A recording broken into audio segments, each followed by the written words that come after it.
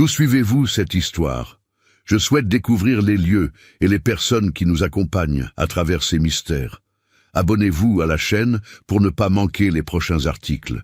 L'automne en Seine-et-Marne recouvre habituellement le château de Fontainebleau d'un épais brouillard et de feuilles de chêne décomposées, mais pour Henri Vidal, le palais n'était qu'un labyrinthe de pierres froides et d'échéances suffocantes. En tant que restaurateur en chef engagé par le ministère de la Culture, Henri portait sur ses épaules la pression de rouvrir l'aile des dames avant le solstice d'hiver, un impératif politique qui ignorait la fragilité des boiseries 4 fois centenaires. Tandis qu'il travaillait, les mains tachées de vernis et de solvant, méticuleux et silencieux, le bruit de pas fermes sur le parquet annonçait la présence de son ennemi juré, Jean-Luc Moreau.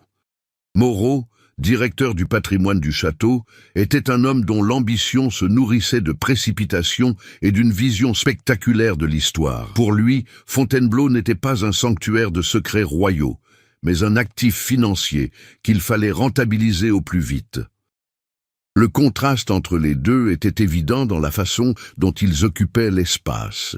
Henri opérait dans l'ombre, presque camouflé par les ombres des tapisseries anciennes, tandis que Moreau apportait avec lui la lumière artificielle des exigences de l'entreprise, exigeant des rapports d'avancement avec une montre en or étincelant à son poignet gauche.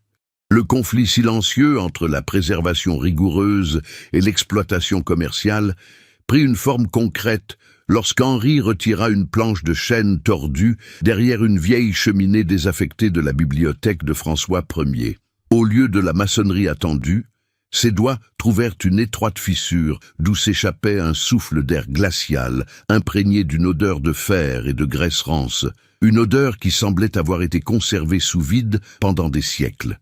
Éclairant l'espace avec une lampe torche, Henri découvrit non seulement de la poussière, mais aussi un journal, relié en cuir humain écorché, délibérément dissimulé derrière un cadre en plâtre finement ouvragé, orné de la salamandre, emblème du roi.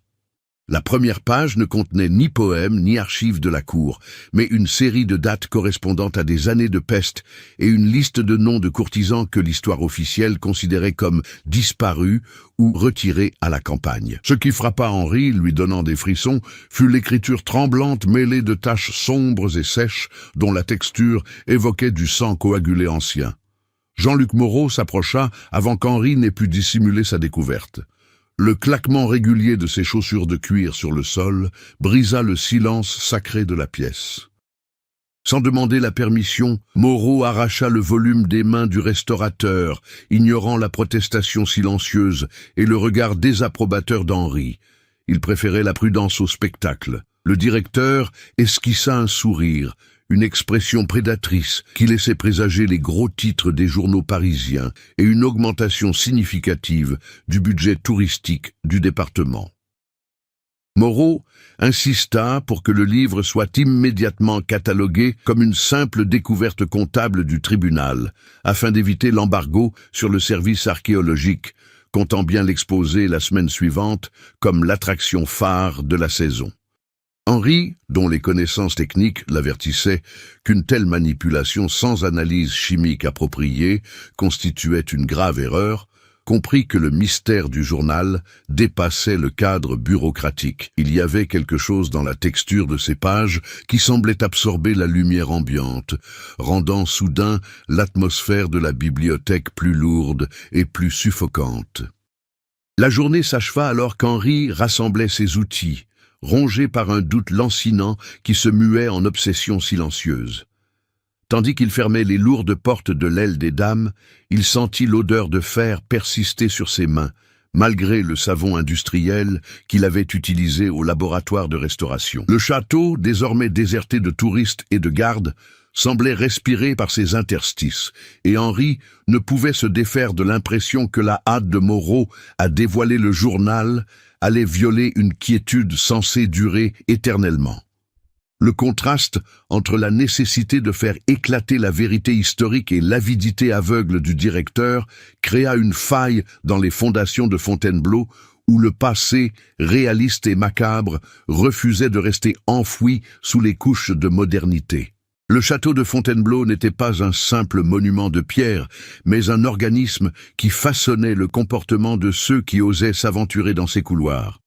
L'architecture de la Renaissance française, avec ses galeries interminables et les fresques de Rosso Fiorentino illustrant des mythes de souffrance et de métamorphose, créait une atmosphère de vigilance constante. Henri Vidal connaissait chaque imperfection des murs. Il comprenait que le palais avait été conçu pour fragmenter le pouvoir et dissimuler les faiblesses. Arpentant la galerie de François Ier, où la lumière grise de l'automne français peinait à percer l'opacité des vitraux anciens, Henri se déplaçait avec la précision d'un chirurgien.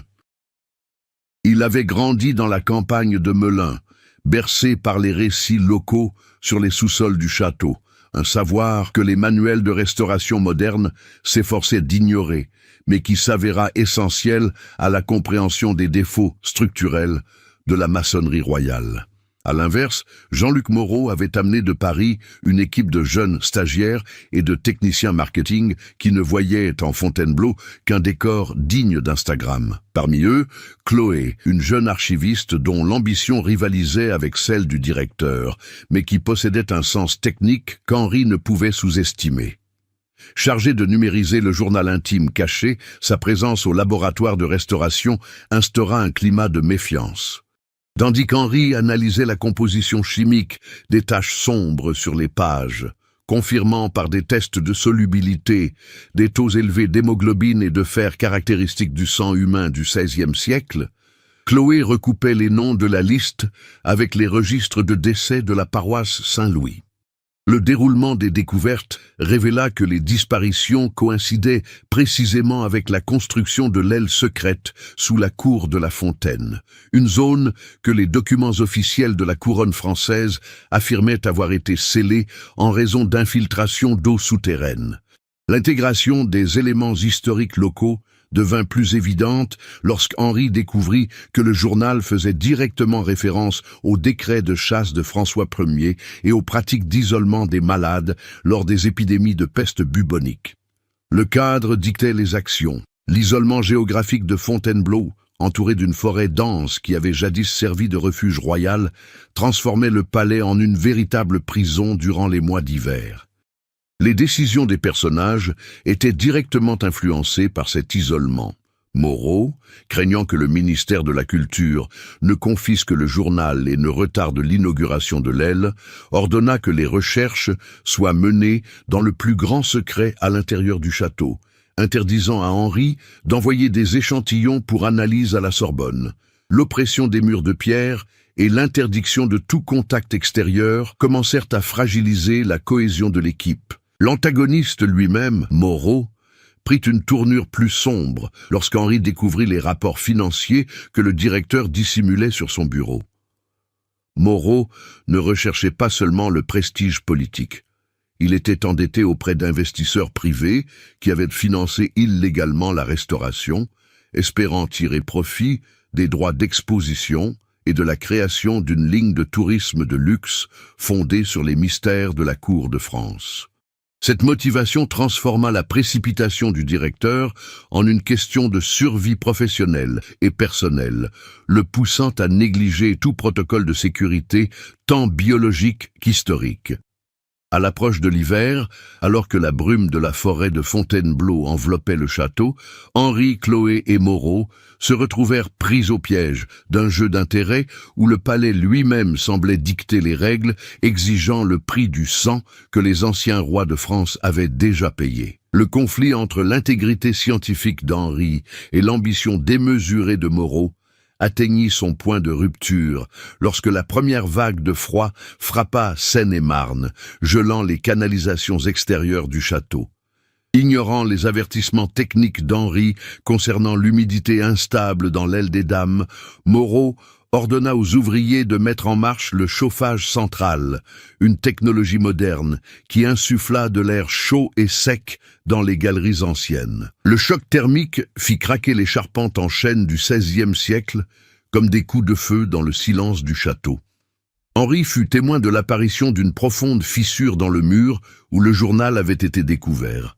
Le vieux plâtre commença à se décoller, révélant que la cavité n'était pas une simple niche, mais le sommet d'un escalier en colimaçon descendant vers les fondations oubliées de la cour de la Fontaine. Au lieu d'isoler la zone pour mener des fouilles archéologiques en toute sécurité, Moreau y vit une occasion en or d'augmenter la valeur de l'exposition. Il interdit à Henri d'inscrire la nouvelle découverte à l'inventaire officiel et exigea que le restaurateur descende immédiatement évaluer la structure du sous-sol, sous peine de licenciement pour faute grave et rupture de contrat. Comble de malheur, Chloé, animée par le désir d'obtenir sa propre promotion, s'allia temporairement au directeur, surveillant le moindre geste d'Henri.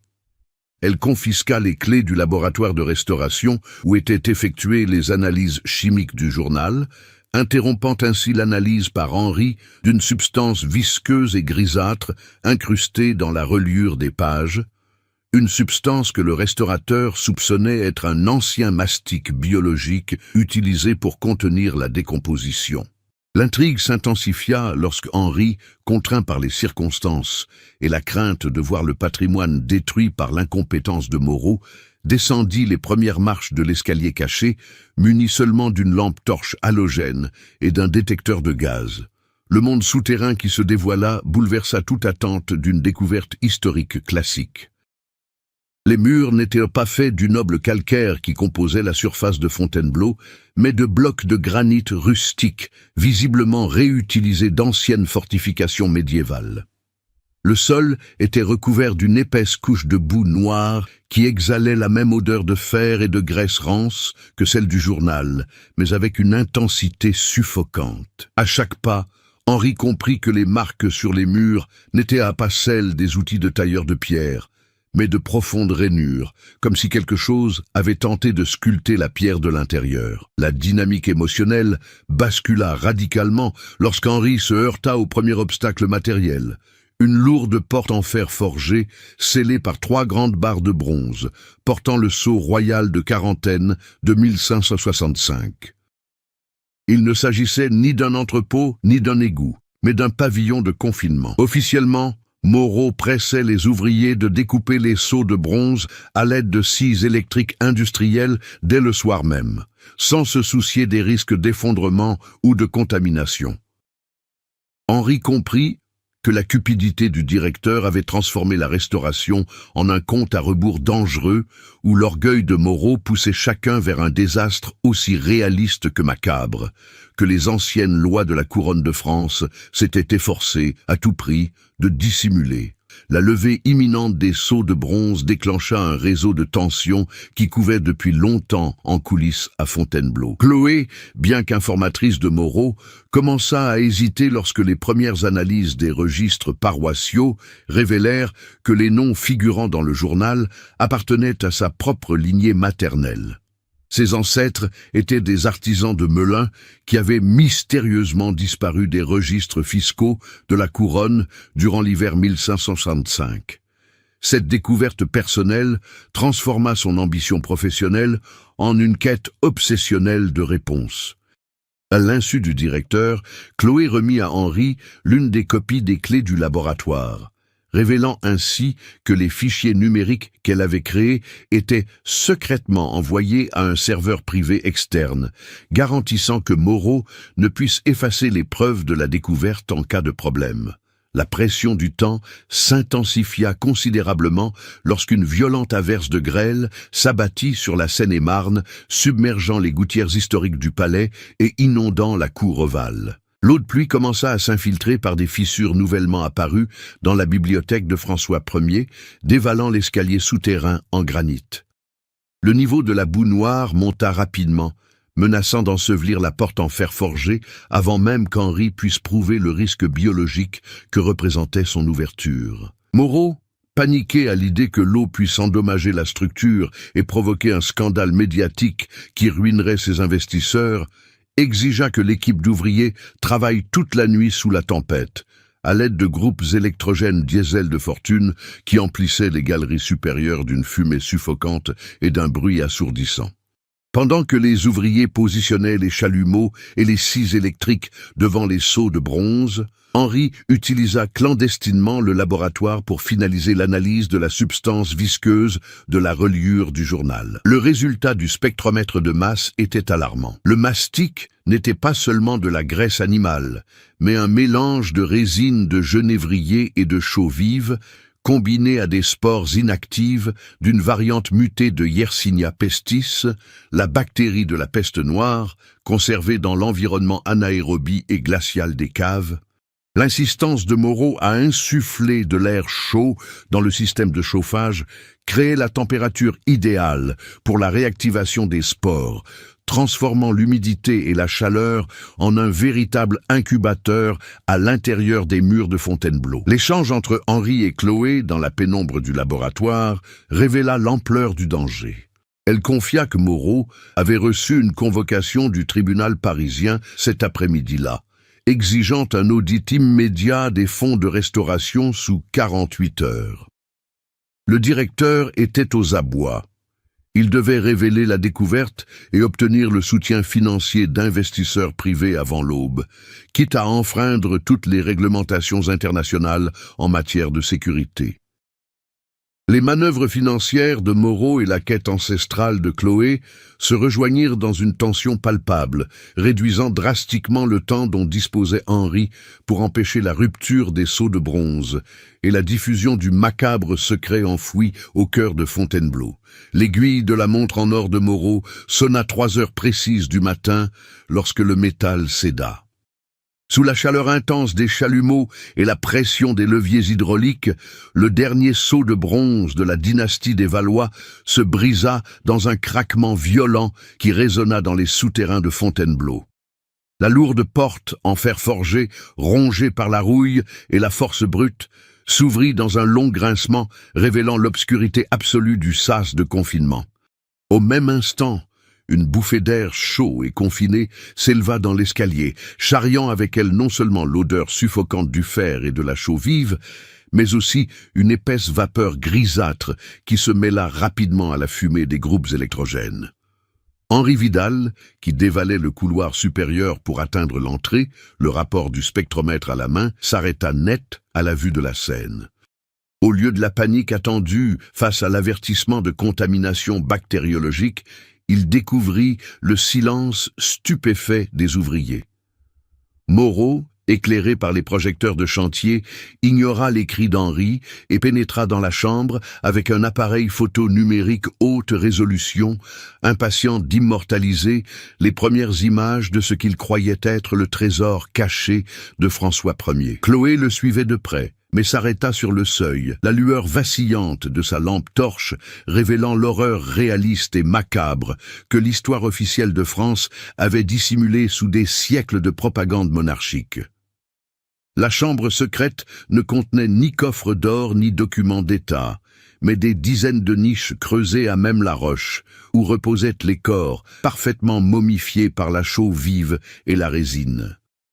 Il ne s'agissait pas de sépultures royales dignes. Les restes appartenaient à des hommes, des femmes et des enfants, étendus dans des positions d'agonie, les doigts tordus, incrustés dans la pierre, et les mâchoires béantes dans des cris figés par le temps. Le journal trouvé dans la cheminée n'était pas une chronique administrative, mais le compte-rendu d'une expérience d'isolement absolu. Henri comprit, en s'approchant et en examinant le col d'une des tuniques conservées, que ces personnes n'étaient pas seulement mortes de la peste, elles avaient été enfermées vivantes là pour empêcher la propagation de la maladie à la cour de Paris, servant de barrière de chair et de sang. Le véritable tournant survint lorsque Moreau, dans sa recherche frénétique d'un artefact plus précieux, retira un lourd crucifix d'argent incrusté dans la poitrine de la momie centrale, vêtu des habits d'un haut dignitaire de la cour, l'ancêtre direct de Chloé. Au retrait de l'objet, le tissu desséché se désintégra en un nuage de poussière sombre et dense, aussitôt aspiré par le système de chauffage central, mis en marche par le directeur. Le flux d'air chaud dispersa la poussière biologique dans les conduits de ventilation de toute l'aile des dames en quelques secondes. Presque aussitôt, l'un des ouvriers, manipulant le chalumeau, laissa tomber l'outil, se tenant la gorge et toussant violemment. Des taches violacées et hémorragiques commencèrent à apparaître sous la peau de son cou, à la lumière froide des lampes. L'impact des poussières biologiques dispersées fut immédiat et violent, transformant l'aile de restauration en un piège hermétique. L'ouvrier, pris de tout, s'effondra contre le mur de granit, son corps secoué de spasmes, tandis qu'un sang noir jaillissait de son nez et de sa bouche, tachant le parquet séculaire. Face à cette horreur, la panique fit s'effondrer le peu de discipline qui subsistait au sein de l'équipe.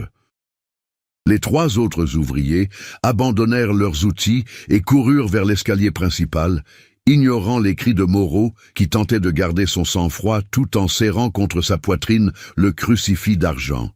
Ses mains tremblantes trahissant sa terreur intérieure. Henri Vidal, guidé par son instinct de survie, savait que le système de chauffage continuait de propager les spores réactivés dans toute la structure. Il courut jusqu'au tableau électrique de l'aile des dames et coupa le disjoncteur principal. Le château sombra dans une obscurité soudaine, seulement troublée par la lueur jaunâtre des projecteurs de secours et les faisceaux instables des lampes torches.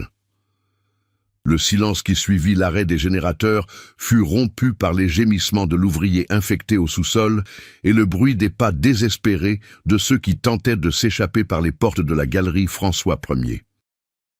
La tentative d'évasion se heurta cependant au système de sécurité automatisé du palais. Le déclenchement des alarmes incendie, provoqué par la fumée des chalumeaux et l'épaisse poussière, activa le protocole d'isolement du patrimoine du ministère de la Culture. Les lourdes portes coupe-feu en acier, discrètement installées derrière les tapisseries historiques lors de la modernisation de 2024, se refermèrent brutalement avec un claquement hydraulique, bloquant toutes les issues principales et piégeant Henri, Moreau, Chloé et le personnel blessé à l'intérieur du bloc contaminé.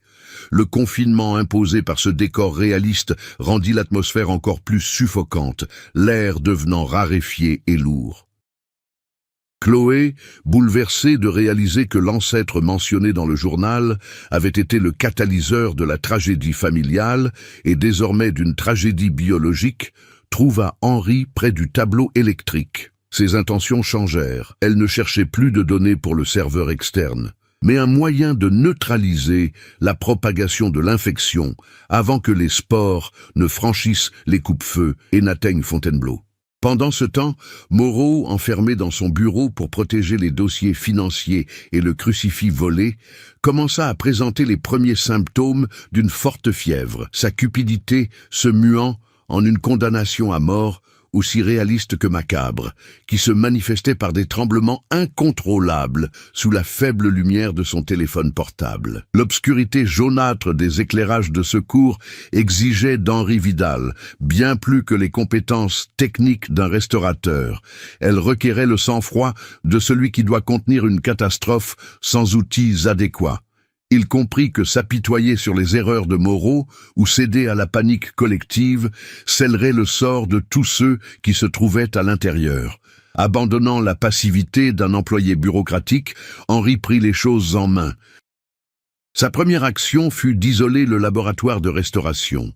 La seule pièce de l'aile, dotée d'un système de filtration d'air à pression négative indépendant, conçu à l'origine pour contenir les vapeurs des solvants chimiques les plus toxiques. Tirant Chloé par le bras, qui titubait sous le choc et prise d'hyperventilation, Henri la força à se concentrer sur des tâches pratiques. Il lui ordonna de rassembler tous les litres d'alcool isopropylique et de chaux vive utilisés pour la conservation des fresques. La transformation d'Henri était visible dans ses gestes. L'hésitation habituelle avait fait place à une précision chirurgicale. Il ne communiquait plus par des rapports formels ni des justifications. Ses ordres étaient brefs, secs et directs. Chloé, percevant le changement d'attitude du restaurateur, ravala sa peur et commença à mélanger les composés chimiques sous sa supervision, créant ainsi une barrière désinfectante liquide pour colmater les fissures de la porte du laboratoire. La situation s'aggrava lorsque les ouvriers, enfermés dans la galerie adjacente, se mirent à frapper violemment aux portes coupe-feu en acier, leurs cris de désespoir se mêlant à des quintes de toux frénétiques et suffocantes. Henri savait qu'ouvrir les portes entraînerait la contamination immédiate du laboratoire, détruisant le seul espace sûr. Au lieu de céder à l'appel purement émotionnel qui aurait tout mis en péril, il utilisa l'interphone du château pour ordonner aux hommes de se diriger vers les hautes fenêtres de la cour ovale et de les briser afin d'assurer une ventilation naturelle et de minimiser la concentration de spores dans le couloir clos. Sa capacité à gérer la crise par des actions concrètes témoigna d'une maturité forgée par l'imminence de la mort. Pendant que Chloé stabilisait le joint du laboratoire, Henri utilisa le spectromètre de masse et les becs Bunsen pour improviser un vaporisateur de formaldéhyde gazeux, à partir de conservateurs trouvés dans le commerce. Il savait que ce mélange était extrêmement toxique pour les poumons, mais c'était la seule substance capable de dénaturer les protéines des spores de la bactérie Yersinia pestis en suspension dans l'air avant que le joint mécanique ne cède. La position d'Henri se confirma. Il avait accepté que, pour préserver l'intégrité du monde extérieur et sa propre vie, il lui faudrait employer des méthodes aussi radicales et impitoyables que les secrets que le château de Fontainebleau avait gardés pendant des siècles. Le silence qui s'installa dans l'aile des dames après l'éclatement des vitres de la cour ovale était trompeur. À travers les fissures colmatées du laboratoire, Henri et Chloé percevaient le bourdonnement mécanique du système de ventilation principal du palais, qui menaçait de se remettre en marche automatiquement en raison du protocole de sécurité de 12 heures imposé par le ministère de la Culture. Il restait moins de 20 minutes avant l'aube. Et si le système central se remettait en marche avant que les spores ne soient complètement neutralisés, la contamination se propagerait au-delà des portes coupe-feu, atteignant les ailes administratives et la ville de Fontainebleau elle-même. Le temps était devenu l'ennemi le plus implacable de cette aube. Chloé venait de terminer le transfert des dossiers ancestraux et des rapports financiers de Moreau sur le serveur externe lorsque les premiers rayons du soleil percèrent le brouillard de Seine-et-Marne, illuminant d'une lumière étrange la poussière flottant dans le couloir. Elle regarda Henri, les yeux rougis par la fatigue et les émanations chimiques, et acquiesça. Le lien qui la rattachait à ce château était désormais établi et protégé. Il n'y avait plus de place pour les secrets bureaucratiques ni les ambitions d'entreprise. La priorité absolue était d'accéder au registre de contrôle manuel du système de chauffage, situé précisément dans le bureau privé de Jean-Luc Moreau, au fond de la galerie contaminée. Henri enfila la dernière combinaison de protection Tyvek disponible au laboratoire, fixant ses gants en nitrile au poignet avec du ruban isolant industriel. Il portait dans ses bras le vaporisateur de formaldéhyde de fortune, un lourd cylindre métallique relié à un tuyau de dispersion. La tension montait à chaque seconde. Les gémissements des ouvriers dans la galerie s'étaient tus, ne laissant place qu'au bruit métallique de la dilatation thermique des tuyaux. En ouvrant le premier loquet de la porte du laboratoire, Henri sentit le poids de l'air chargé de fer s'engouffrer. Un rappel réaliste et macabre que l'extérieur était encore une zone de mort biologique active. Le chemin vers le bureau de Moreau était une véritable épreuve psychologique. Le sol de la galerie était jonché d'outils abandonnés et de sombres flaques de condensation dégoulinaient des murs. En passant par les fenêtres brisées, l'air froid de l'automne français créait des turbulences qui faisaient danser la poussière biologique sous la lumière dorée du matin. Henri maintenait le vaporisateur en marche à l'avant, créant une barrière de gaz toxique qui crépitait au contact des particules en suspension. Debout devant la porte en chêne du bureau du directeur, verrouillée de l'intérieur, Chloé souleva l'un des lourds leviers hydrauliques laissés par les ouvriers, se préparant à franchir le dernier obstacle avant que le système automatisé de Fontainebleau ne les condamne tous. Le levier hydraulique se referma d'un claquement sec et la porte du bureau de Moreau s'ouvrit brusquement, dévoilant une scène de désolation absolue. Le directeur immobilier gisait face contre terre sur le bureau en noyer, entouré de rapports financiers éparpillés et de bouteilles d'eau vides. Sa peau, d'un bleu suffocant, était encore crispée sur sa poitrine par les spasmes de l'ultime agonie. Au plafond, le voyant rouge du panneau du compresseur central se mit à clignoter par intermittence, accompagné d'un bip strident, annonçant le compte à rebours de 60 secondes avant le redémarrage automatique du système de ventilation de Fontainebleau. Le moment critique ne permettait aucune erreur. Chaque pulsation du voyant ramenait le temps de sauver la ville. Henri Vidal traversa la pièce d'un pas décidé, ignorant le corps de Moreau, et pointa le tuyau du vaporisateur de formaldéhyde directement contre la grille d'aération principale du bureau, libérant la dose maximale de gaz neutralisant toxique. Le jet blanchâtre siffla violemment, emplissant la gaine de ventilation, tandis que Chloé tentait frénétiquement de saisir le mot de passe administrateur sur le terminal de l'ordinateur de Moreau pour empêcher le redémarrage du système. Les doigts de Chloé s'agrippaient au clavier ruisselant de sueur. L'écran affichait des messages d'erreur bureaucratique exigeant une autorisation gouvernementale qu'il ne possédait pas. La transformation d'Henri atteignit son paroxysme lorsqu'il laissa tomber la bonbonne vide, arracha la hache d'incendie du mur du couloir et frappa violemment le tableau électrique haute tension derrière le bureau. Le choc du métal contre les fils électriques sous tension provoqua une gerbe d'étincelles bleues qui illumina le visage d'Henri et projeta Chloé en arrière. La décharge électrique court-circuita non seulement le compresseur de ventilation, mais aussi tout le système d'automatisation de l'aile des dames. Avec la coupure de l'alimentation de secours, les verrous magnétiques des portes coupe-feu en acier cédèrent simultanément, s'ouvrant avec un fracas qui résonna dans tout le palais.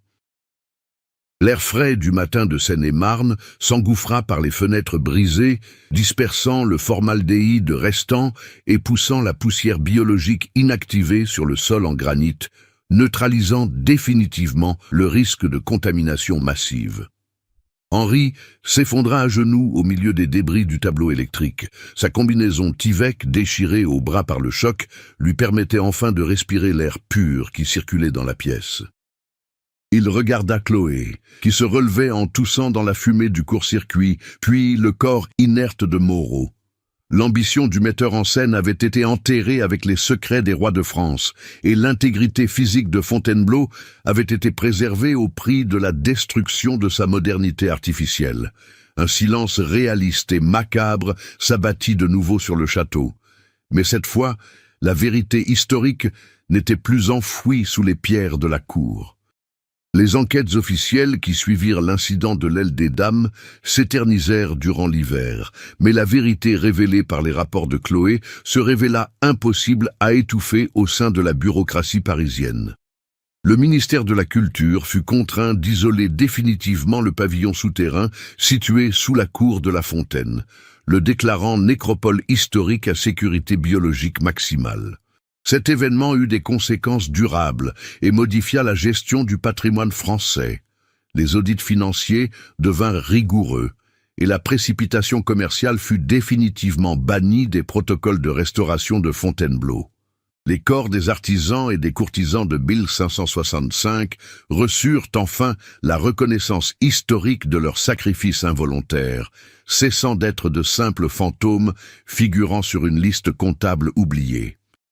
Jean-Luc Moreau est entré dans l'histoire du patrimoine non comme le réalisateur visionnaire qu'il aspirait à être, mais comme le catalyseur d'une tragédie réaliste et macabre, fruit de la négligence et de la vanité. Ses investisseurs privés furent poursuivis pour escroquerie et atteinte à la sûreté nationale, démantelant ainsi le réseau d'exploitation qui menaçait de marchandiser l'histoire de France.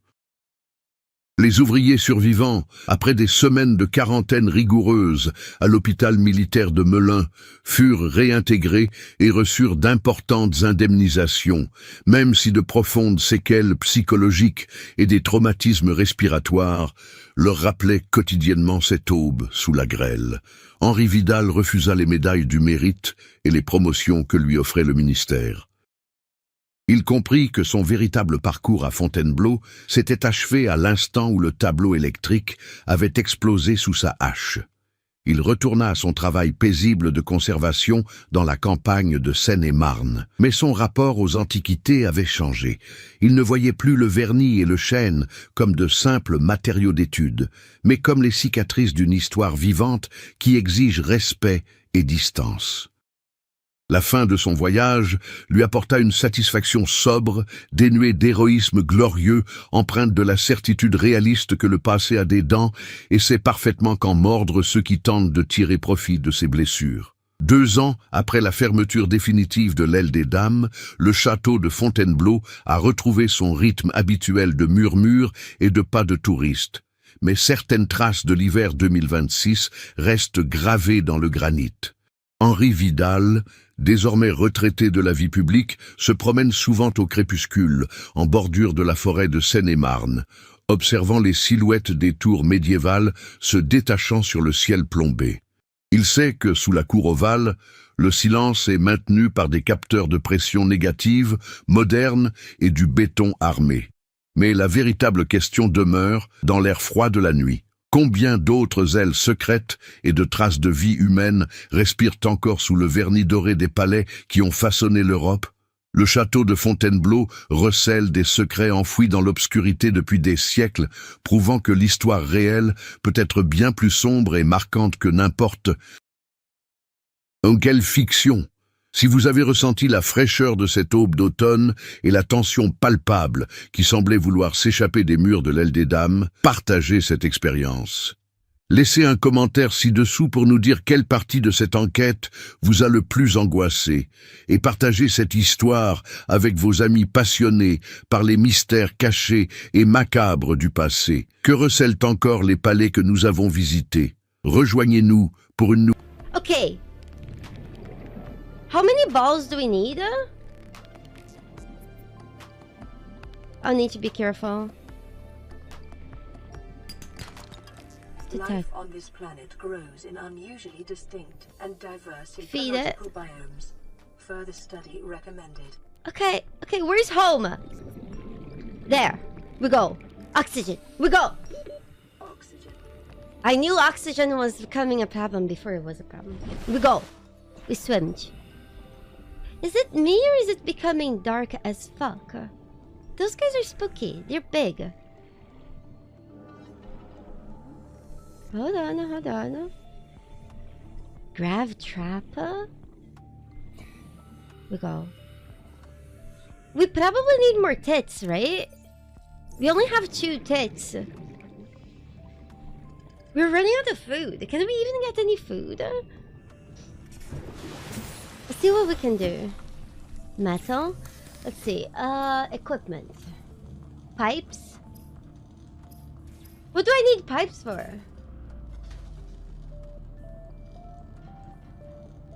Is this... We can make a lubricant. So... Oh no, this makes me think of Tom Cruise fucking fishes in Italy. Allegedly. Do you think he used lube? Okay, we can make the fins. Grease? Yeah, grease. The fabricator draws from available data to provide environment-appropriate equipment using locally available materials. For your safety, this setting cannot be overridden. Okay.